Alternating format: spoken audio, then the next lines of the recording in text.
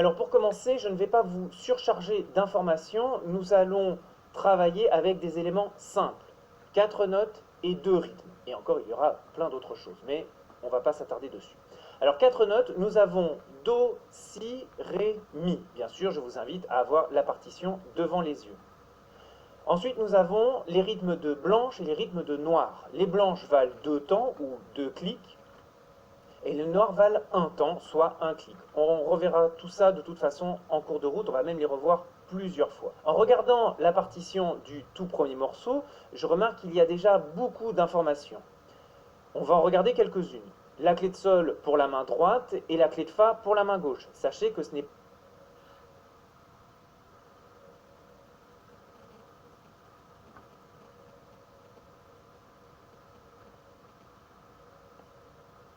pas obligatoirement le cas. Nous pouvons parfaitement avoir 2 clés de sol et 2 clés de fa. On verra ça un autre jour. Ensuite, deuxième élément, nous avons l'indication de mesure. Ici, il est indiqué 2-4. Alors je ne vais pas faire une grande explication, mais uniquement vous remarquez qu'il y a deux noirs ou l'équivalent de deux noirs par mesure, c'est-à-dire que j'ai le droit de mettre deux noirs par mesure. Alors les mesures, qu'est-ce que c'est? C'est tout simplement l'espace qu'il y a entre deux petits traits, donc entre chaque trait. Nous avons donc la mesure 1, 2, 3, 4, où vous avez une blanche, où c'est marqué 1 et Ré et ensuite mesure 5, 6, 7 et 8. Donc nous avons un morceau de 8 mesures. Il faut juste comprendre que les mesures, c'est comme des tiroirs. Vous avez le droit de mettre deux chaussettes ou l'équivalent de deux chaussettes, donc une chaussette dans une autre chaussette. Vous n'avez pas le droit de mettre plus de deux temps ou moins de deux temps. Il faut que mathématiquement ce soit parfait. Il faut qu'il y ait absolument deux temps, ni plus ni moins. Ensuite, on voit qu'il y a des notes, des chiffres. Alors, les notes, on verra ça plus tard, mais les chiffres m'intéressent beaucoup. Il faut savoir que nos doigts sont numérotés. Ici, je vous montre mes mains. Les doigts sont toujours numérotés de la même manière. Alors attention, il faut penser les mains comme ceci, c'est-à-dire que les pouces, index, majeur, annulaire et auriculaire ont le même chiffre. C'est-à-dire que les pouces sont les 1, index seront les 2, majeur les 3, annulaire les 4, auriculaire les 5. Donc petit test rapide, si je vous demande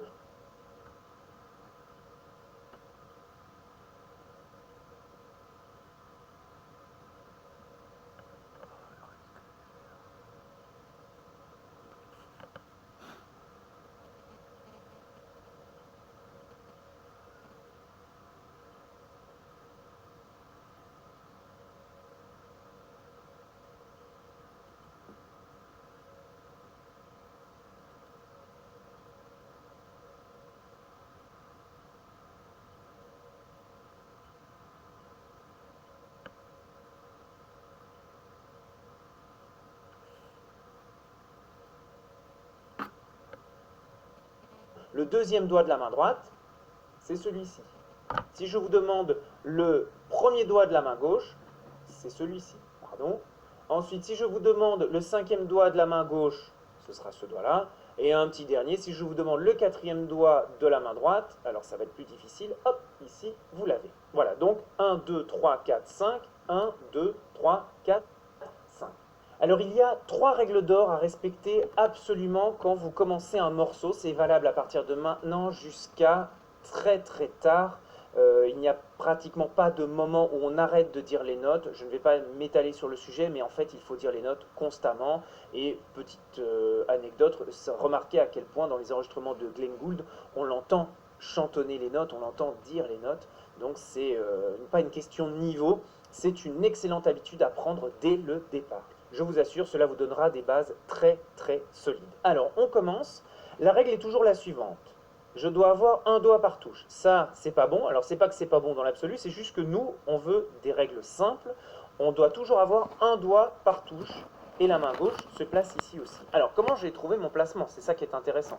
Alors, je regarde la partition et je m'occupe d'abord des notes, pas des rythmes. Et je remarque qu'on me demande le numéro 1 de la main gauche, puisque c'est à la clé de Fa, et aussi pour plus de simplicité, sachez que quand la hampe ou la queue des notes est vers le bas, c'est pour la main gauche, alors quand la queue ou la hampe de la note est vers le haut, c'est pour la droite. Donc ici on me demande un Do, si vous avez un doute, bien sûr, vous regardez en haut de la feuille, et on me demande le pouce de main gauche sur le Do. Et donc, hop, je me place comme ceci, puisque je dois faire un doigt par touche. Si j'appuie sur tout, j'ai bien un doigt par touche. Je ne suis pas comme ceci. J'ai pas une touche de libre. C'est un doigt par touche. Et la première note de la main droite, puisque là, la petite queue est vers le haut, la hampe est vers le haut, c'est un Ré, c'est marqué en dessous. On me demande le numéro 1. Le numéro 1, c'est le pouce, donc je me place comme ceci. Pouce de main droite en position. Alors, à partir de maintenant, je vais dire que je suis en position de quelque chose. Ici, je suis en position de Ré à la main droite, puisque j'ai Ré, Mi, Fa, Sol là. Mon pouce est sur le Ré, donc je suis en position de Ré. Si j'étais ici, si j'étais sur le Fa, je serais en position de Fa. Si je suis ici, je suis en position de Do, parce que mon pouce est sur le Do. Alors justement, ça m'amène à une notion absolument primordiale, qu'est le Do de serrure. Ici, cette note-ci sera votre étoile du Nord, votre point de référence. À chaque fois que vous devrez vous spatialiser sur votre partition, vous devrez toujours partir de cette note centrale. Ici, cette note est dévolue à la main gauche. C'est toujours le pouce de main gauche. Pendant toute cette partie d'introduction, vous serez toujours avec le Do, avec le pouce. Donc ici, je suis à la main gauche en position de Fa, puisque j'ai mon cinquième doigt. La main gauche, c'est le cinquième qui est référent. C'est lui qui va me dire dans quelle position je suis. Donc à la main gauche, si je suis ici, position de Ré. Ici, position de Do. Donc là, hop, position de Fa. Alors, comme c'est indiqué, il y a 3 règles d'or au piano. Quand je joue un morceau, je dois toujours le jouer de 3 manières différentes. La première fois, je dois dire les notes. C'est très très important. Alors je vous montre, je vous le fais une fois, voici comment je vais dire les notes. Do, Do, Si, Si, Do, Do, Ré, et, Do, Do, Mi, Mi, Ré, et, Do, O. Alors vous remarquez des éléments que je n'avais pas indiqués, mais qui en fait sont tout simplement la suite logique. Le 2 à la main gauche, je vous aidais un petit peu, et le 2 à la main droite sur le Mi, encore une fois, le doigté, ce n'est pas de la triche, les doigtés, encore une fois, vous les utiliserez jusqu'à la fin de votre carrière de pianiste. Sur les partitions très très sérieuses, les doigtés sont primordiaux. Par conséquent, ne considérez pas que c'est une triche. Nous avons 2 moyens de savoir comment jouer une note. Soit je regarde uniquement la note, est-ce qu'on me demande un Do, un Ré, mais dans ces cas-là, je peux utiliser n'importe quel doigt.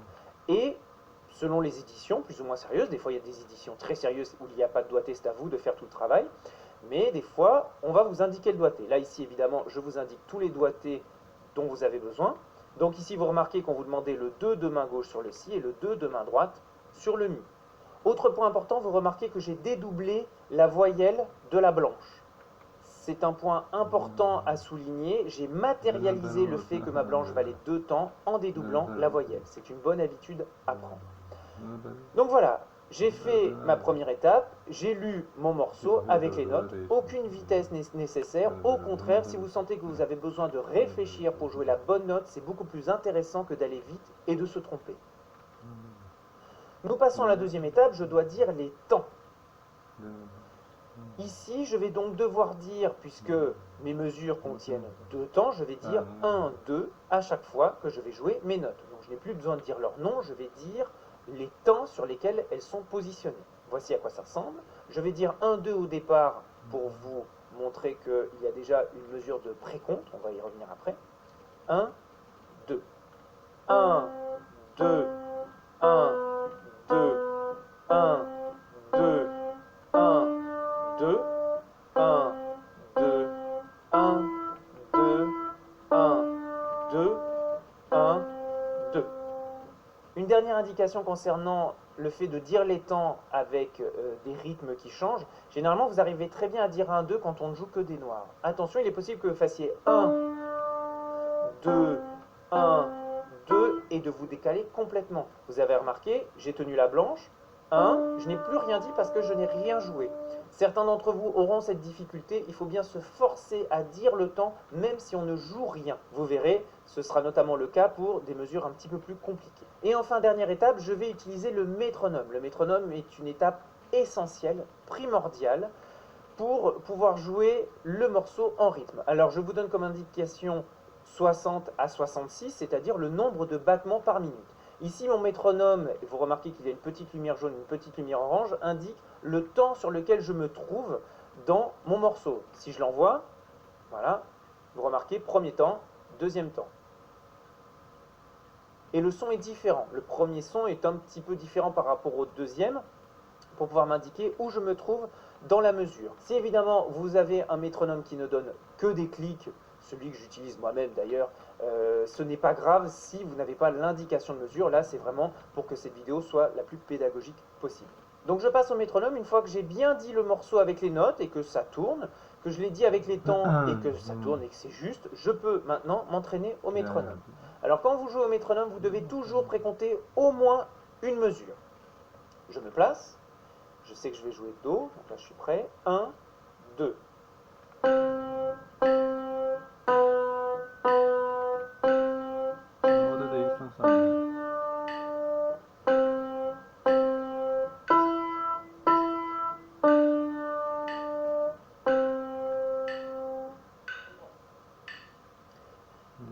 Et et j'ai terminé mon morceau, j'ai pu le jouer à 60 à la noix. Alors bien sûr, plusieurs d'entre vous auront des difficultés à suivre le métronome, c'est tout à fait normal. Il faut absolument essayer de prévoir quand est-ce que le clic va arriver. Et d'ailleurs, n'hésitez pas à le faire tourner et à dire les temps par-dessus. 1, 2, 1, 2, 1, 2. Et ensuite, dernière indication, c'est que si le métronome va trop vite, bien sûr, vous pouvez le descendre à 50. En dessous, les clics seront peut-être un petit peu trop espacés pour y arriver, mais à 50, c'est déjà très très bien. Et surtout, imaginons qu'en cours de route, vous ne sachiez pas quelle note il faut jouer ou quel doigt. Je vais vous montrer quelle est la bonne réaction à avoir. Je vais jouer mon morceau. 1, 2.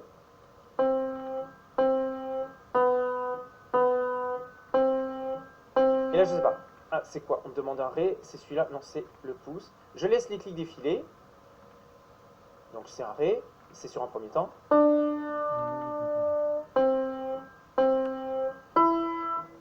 Là, j'ai oublié. J'attends le clic. Ça, c'est la bonne manière d'utiliser le métronome. C'est-à-dire que si les clics vont trop vite, je n'essaie surtout pas de rattraper le métronome. Je laisse les clics filer et je rattrape le bon clic. Alors là, avec ce type de métronome, c'est vrai que je vais essayer d'être sur un premier temps si on me demande un premier temps et un deuxième temps si on me demande un deuxième temps. C'est un petit peu plus dur. Si vous utilisez un métronome qui ne vous donne que des clics, bien sûr, tout ce que je vous demanderai, c'est de jouer sur le clic. C'est tout ce qui compte. Pour ceux qui ont été martyrisés par le métronome, je vous rappelle qu'un métronome, c'est comme un marteau. Si on se pète le doigt avec un marteau, c'est pas de la faute du marteau. C'est nous qui avons mal utilisé le marteau. On a fait un faux mouvement, on a mal visé. Et le métronome, ce n'est qu'une petite boîte qui donne des clics. Donc vous ne devez pas le subir, vous devez l'utiliser. Si vous n'arrivez pas à être dessus, il faut persévérer, il faut être patient. On n'est pas tous égaux face au métronome. Des fois, il y en a pour lesquels c'est très facile, d'autres pour lesquels c'est pas facile du tout. Donc, on prend son temps pour maîtriser cet outil. Des fois, il faut 1 mois, 2 mois pour commencer à sentir la pulsation. J'ai des élèves pour qui c'est très très compliqué, donc c'est normal si certains d'entre vous ont beaucoup de difficultés. Mais le plus important, c'est qu'on essaye de toujours jouer sur le clic. Et si les clics vont trop vite, je les laisse passer, et je vais jusqu'au bout de mon morceau en jouant sur le clic. Et évidemment, quand j'ai terminé et que je vais recommencer mon morceau, je redescends jusqu'à 50 à la noire. Et si vraiment ça ne passe pas à 50 à la noire, eh bien je remonte les étapes, je le joue en disant les notes ou je le joue en disant les temps. Bien sûr, quand je le joue au métronome, je n'ai plus besoin de dire les notes ni les temps, en tout cas pour l'instant. Alors maintenant, pour le deuxième exercice, je vous invite à essayer à le faire tout seul. Il y a les mêmes notes, les mêmes rythmes, la même indication de mesure, vous pouvez tout faire. Je vous invite donc à le faire tout seul, à couper la vidéo ou à mettre sur pause, faites les étapes et revenez ensuite pour corriger avec moi.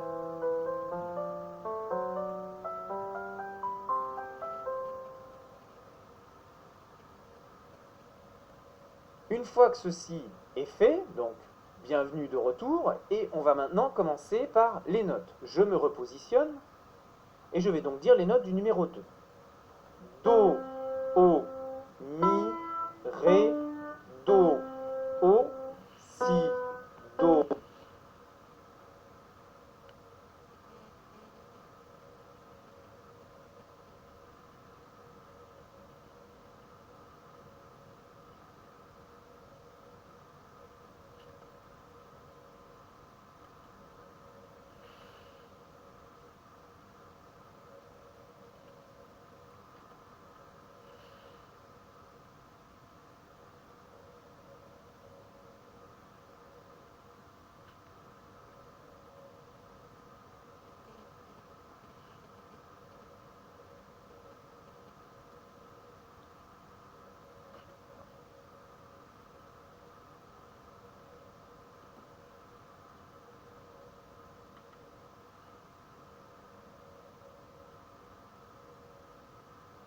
You want a catchy melody? I got you.